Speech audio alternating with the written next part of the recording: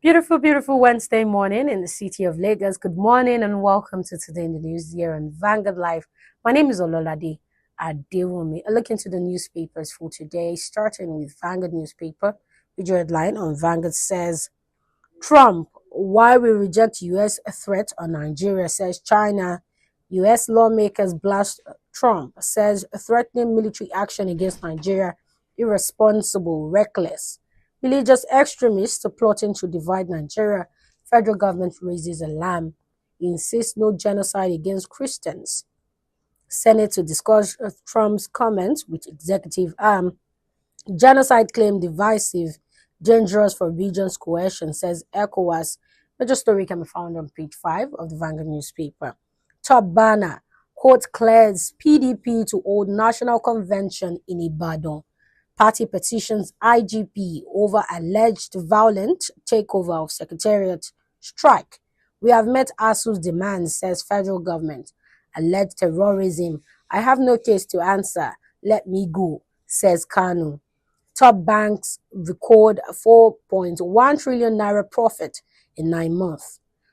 Obaseki carpets Okpebolo denies 600 billion naira debt. Others. Troops kill Boko Haram terrorists during attack on military base in Borno. Lower banner, budget deficit. Tinubu seeks fresh 1.15 trillion naira domestic loan as debt hits 152 trillion naira. Nigeria-US diplomatic crisis. Blame APC's foreign policies, says Benga Ashimi. DSS dismisses 115 personnel. That's what we have on the front page of the Vanguard. A look into the Punch newspaper. Major headline on the Punch says, 15% tariff. Nigerians to pay 1 trillion naira extra for petrol yearly. Few marketers oppose petrol price increase. $10 backs Tinubu's 15% tariff amid inflation concerns. Top banner, Wike kicks as Oyo court lift PDP convention ban. Tinubu's 15% import tariff marks bold step towards 1 trillion naira economy, $1 trillion economy, says Otedola. US eyes religious prosecutors trial. China backs Tinubu. Lower banner says NNPC eyes 20% stake in Dangote refinery.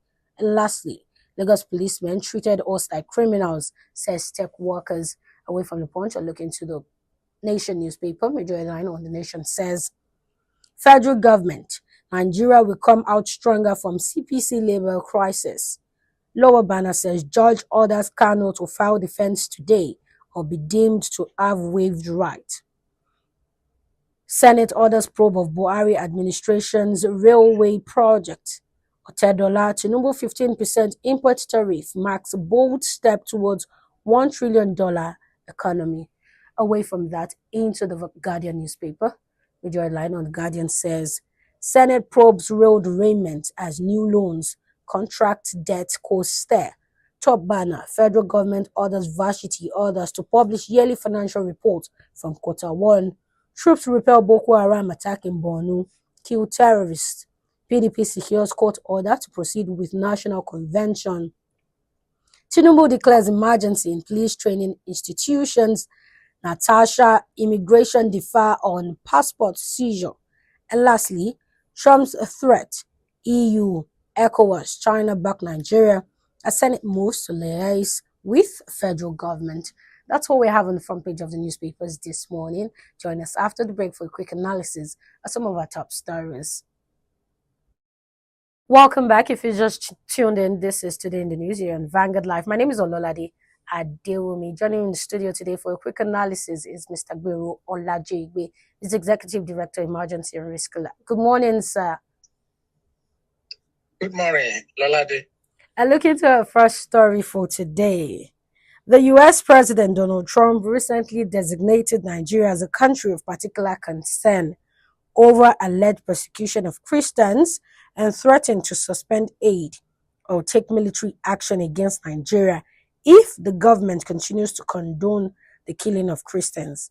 In response, the People's Republic of China strongly rejected the U.S. threat, stating that it opposes external interference in other countries.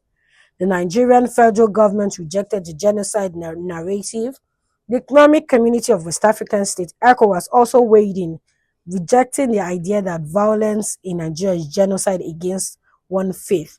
We've also had various Nigerian stakeholders and regional groups like the Northern States Chapter of Christian Association of Nigeria, the Southern and Middle Belt Leaders Forum, also weighing the fact that, you know, they rejected the threat of foreign military intervention, while also calling the Nigerian government to urgently address the insecurity issue.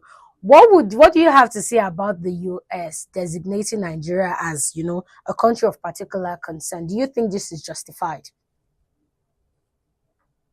It's not whether it's justified or not. What do you think about the situation in Nigeria? Are you not concerned? We're all concerned. It's a country of concern. There's no doubt about that. That's why we have been shouting, but nobody listening to us. If Trump is saying it and they want to listen to Trump, well, good for the government, good for the people of Nigeria. But it's appalling that it will take an external person to tell Nigeria what is going on that is not right, that is not good, that is an affront on the concept of humanity, an affront on the requirement from being part of civilization.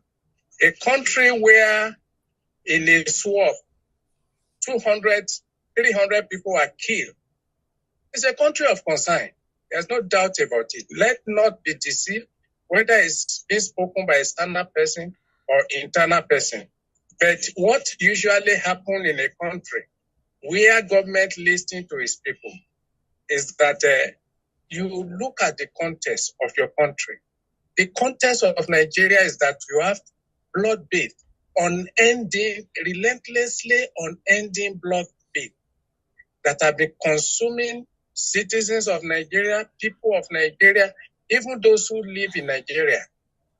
And it should be a worrisome situation to anyone, whether within Nigeria or outside Nigeria.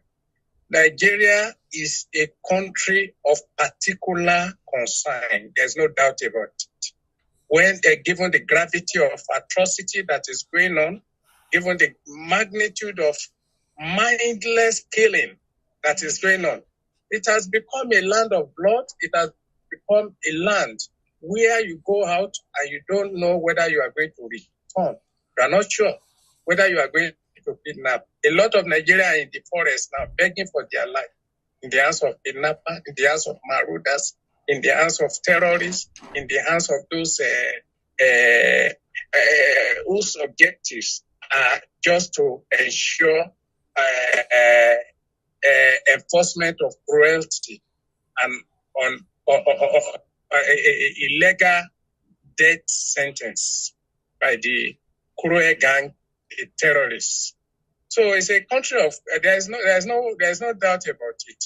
Whether China is coming on or is not coming on, I think China should leave us to face Trump one war at a time, because these are issues that ought to have been fought out within the United Nations system.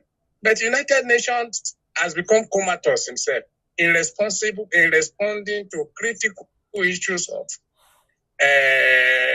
worrisome emergency like the case of Nigeria, where you have large-scale outbursts of terrorism, outbursts of extrajudicial killing, to the extent that it has people perish without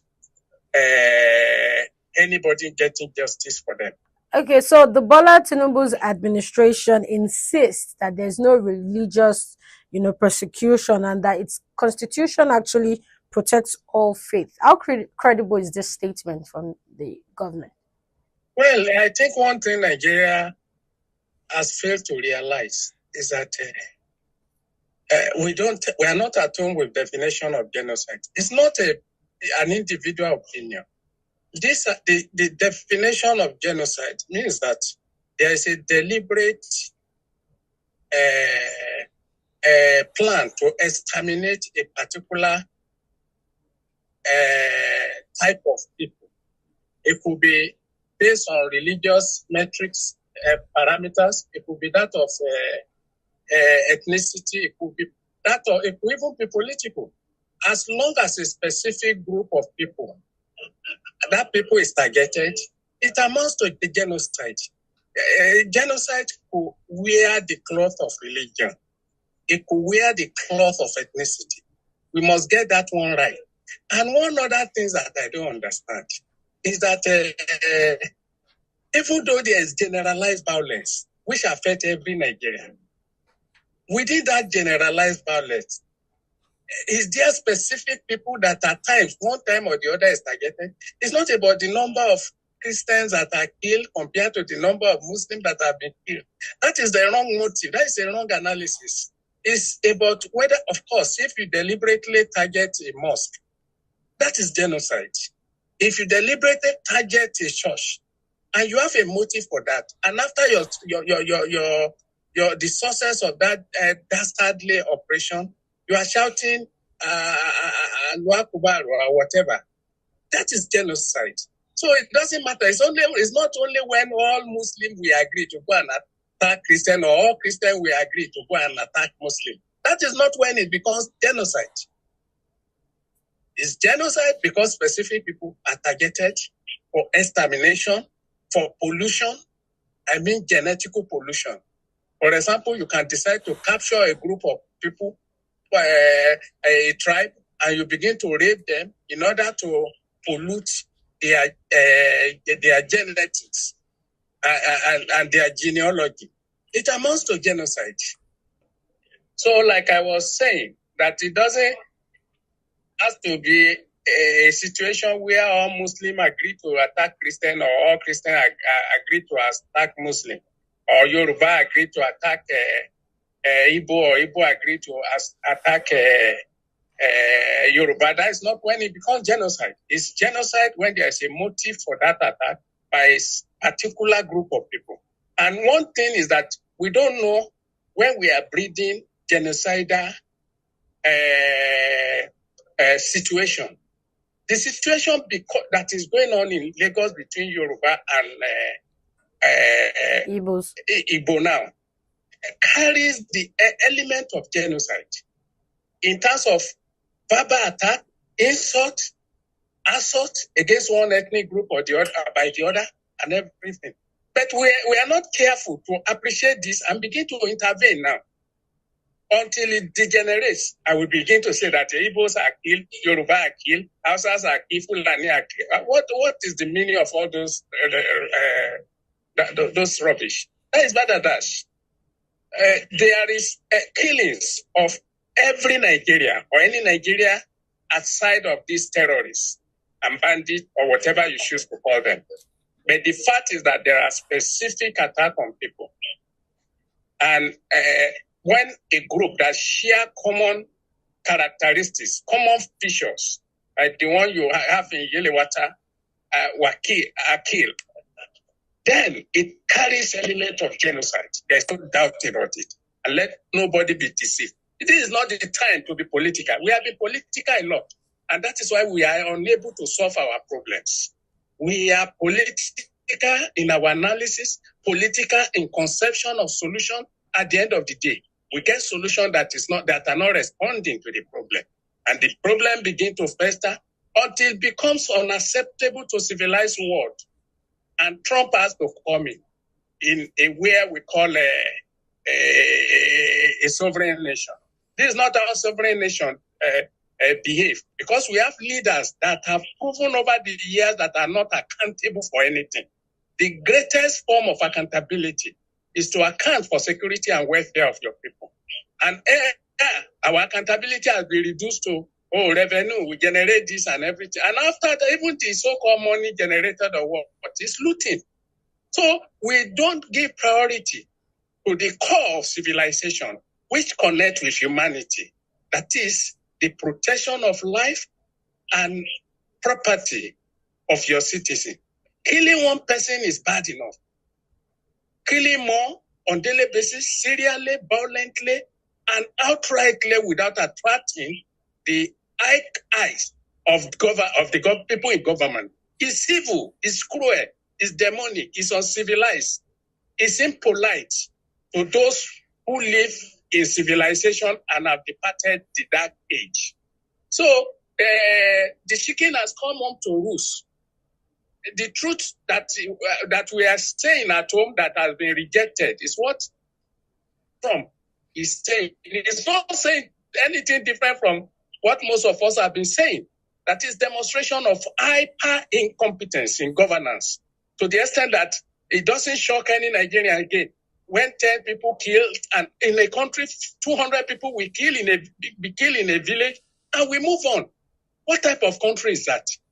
Even in Lagos, if they kill 50 now, most Lagosians will be afraid to go out. A city of over 20 million, not to talk of a village that is not up to 50,000, and you kill 200 there, and we move on as if nothing is happened because they are poor, because they are not part of society, because we don't reckon with them, because we see them as not just an ordinary figure. So we take their data and we move on as a country.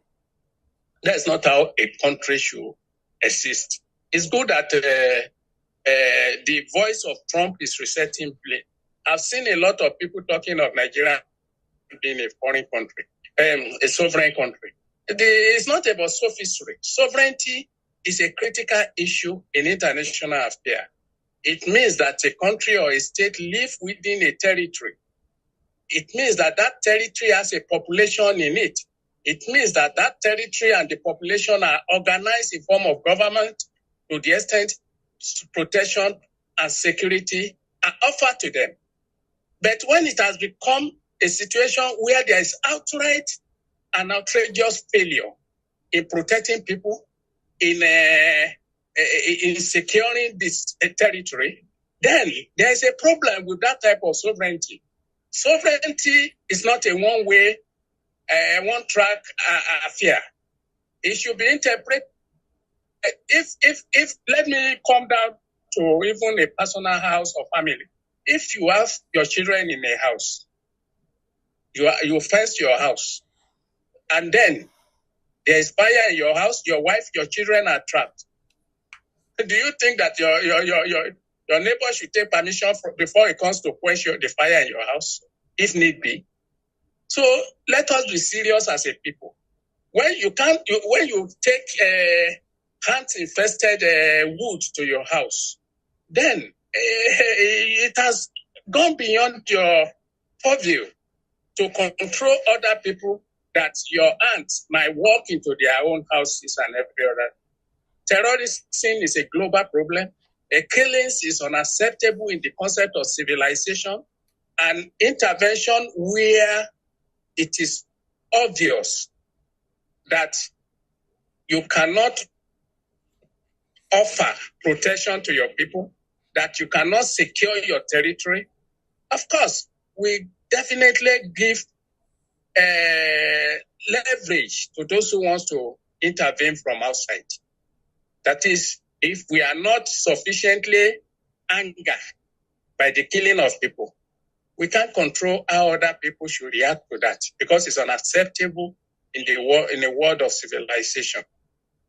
But what we should currently be doing is not that whether Nigeria is a sovereign state that they are killing your people and you are helpless as a government. It's not a sovereign state. So when Buhari was explaining out his incompetence in those days, they will say Fulani, no, they will say they are from Mali, they are from this thing. So Nigeria wasn't a sovereign state in those times, and they are still saying it today. Those killing Nigeria are from Mali, they are from Japan, they are from here, they are from Niger, they are from. But they enter Nigeria without taking permission, and they kill your citizens. So Nigeria is not a sovereign nation, and you have no power to chase them out of your country. But then now are you suddenly a sovereign nation? Because Trump come and everything. Nigeria government should do now is that put in place crisis communication committee that will respond. This cacophony of noise that everyone is talking about in government, those in government responding to issue of Trump, that's not how Tinubu should manage the situation. It should have those who are excellent professional in crisis communication to engage this crisis we have. And now begin to engage Trump with understanding and with the fact that it's possible for the two countries to work together rather than coming as an invader. That should be the card on the table, and not this sophistry of sovereignty, the sophistry of whether Nigeria is the Trump you come in or not. If you are helpless, you need your neighbor to help you. You spoke about the response from the government. So far, would you say that the Nigerian government have done a commendable job in responding to, Trump? Which response? Are you aware that they killed some people in Benue, 10 people, even a day before yesterday and yesterday? Are you aware the killing is still going on? Who cares about the communication between the government and just stop the flow of blood? That's what we care about, not communication. Why are you now suddenly communicating? Is that what you want to see? Stop the killing, stop the flow of the blood, root out all these terrorists, and let Nigeria be safe for the people to live their normal life. That's what we are expecting a government to do, and not communication or engagement or noise that is not beneficial to any person. That is what we want to see as a people. That is what we want to hear from those that were being killed before, the communities where violence was going on before. We want to hear that there's no more violence. Situations are calm across Nigeria. You can travel from Abuja to Kogi, from Kogi to Kaduna, from Zamfara to Bayelsa, and without fear. Then we know that we have a country. As long as that is not possible, the essence of coming together into society is defeated. You see, when people flow into society, when they come into society, they come here and surrender parts of their rights to government with the hope that government will turn into tool for protection, tool for defense, tool for security, and in the end, serve the welfare of the people. That is why we departed from the state of nation, where life was brutish, nasty, and cruel. Now we are returning back to that state of nation, where life is brutish, nasty, and cruel, according to to Thomas Hobbes. So that is what government is about. Who cares about your communication now at the center of crisis? That is a false communication. That is a communication that is being issued out of fear. Nigerians, what we should do is to tell President Tinubu to look out to reach out to the President of America how they can work together rather than allowing invasion. That is what the debate should be. It's not whether Trump can do it or Trump cannot do it. Well, it's not about whether Nigeria is a sovereign nation or a sovereign nation. The fact of it is that there is power equation that is not in our favor. America is powerful, no doubt about that. No matter what China says today, if, God forbid, if there is a bomb on the land of Nigeria that kills Nigerians, China is not going to do anything. The same bravado we saw in Afghanistan. What did they do when America bombed up Afghanistan? Despite the fact they want America not to do that under Trump. So let us not take unnecessary risks. Let us begin to know. They say if you're a warrior, you should assess your potentials, your power, and what you have in your arsenal before you crave for war. You don't crave for war when you know, even from beginning, that you have been defeated. Look, how defeats come to a nation is that Nigeria now as it is cannot even go to war with the Republic of Benin because we are internally divided.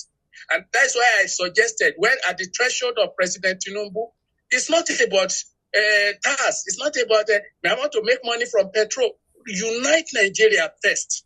If you unite Nigeria, we will be able to come together to confront common enemies.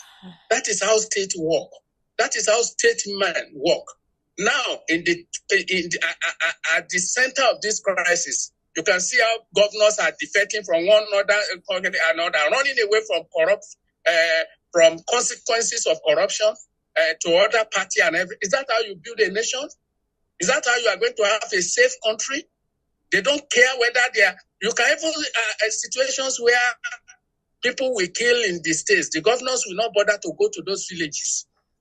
Is that how human beings live? Is that how leader leads? So they are just mere rulers coming to have imperial, demonstrate imperial reign upon Nigerians who they don't see as citizens, but rather as subjects. That is the condition of Nigeria. So until we're able to do that Tinubu, one, first of all, manage the crisis. And crisis can be managed through a strategic communication. Reach out to this, and nothing should be done under panic, because I heard that the ambassador they have not appointed in the last 2 years, they suddenly want to do it. You prepare for war in time of peace. When you had the opportunity to do that, who is even defending us in the United States here? No ambassador, and a country as unique as United States, the UK, you have no high commissioner. In most critical countries of engagement, you have no ambassador there. So is that how to govern a country? Everything, you run to France, you run governance to your people. Whether they kill here, you are in France, you are in Brazil. What is the effort now? What is the fruit that has brought? No money, no revenue generated is worth more than the life of a Nigerian. That is just it. Away from a government, a state fail not because they don't have money.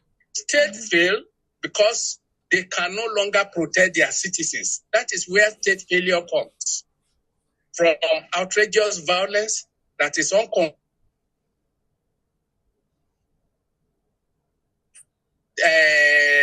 put under control. That's where state failure comes from. So it's not Trump's it's not Trump's fault. It's our fault. And I hope that this should be a wake-up call for performance, for seriousness, and to demonstrate a competent response to the existential problem that we have or we are facing. Away from the first story, looking to our second story for today. The Bola Ahmed Tinubu-led Nigerian government has approved a 15% ad valorem import duty on petrol and diesel imports. The stated aim of the policy is to protect and promote domestic refining, including the large Dangote refinery, reduce dependence on imported fuel, and ensure the oil sector becomes more self-sufficient. How would you interpret, the government's decision to impose a 15% import duty on petroleum and diesel? Given that ordinarily, and I've said it somewhere else, that I approve that decision, provided it's not going to end up as instrument of torture without option for Nigerians. Dangote has capacity to supply all the fuel we have. We don't actually need to import. That means that Dangote refinery will become absolute monopolist. And if that happens, and if it's not regulated, it can impose any price on Nigeria, pump price. So what should be, the caveat should be that Dangote should not, the margin of price, between price and production cost should not be more than maybe one naira per liter or whatever. So if that is accepted, it's acceptable by me. You have to, as you are protecting the investment at home, the most important people you should protect are the consumers, the people. So petroleum is a critical tool. Energy generally is critical to our development and to the welfare of the people. As long as you are going to rail in Dangote to order, and you are not going to give him the free market without any competition, then I agree to that imposition of import duty. I've said it. It's good to protect the local industry. It's even much more better to protect the Nigerian people. But given the fact that business people, given the fact that a large portion of our fuel is imported, do you think this is actually the right time to actually apply the import duty tax?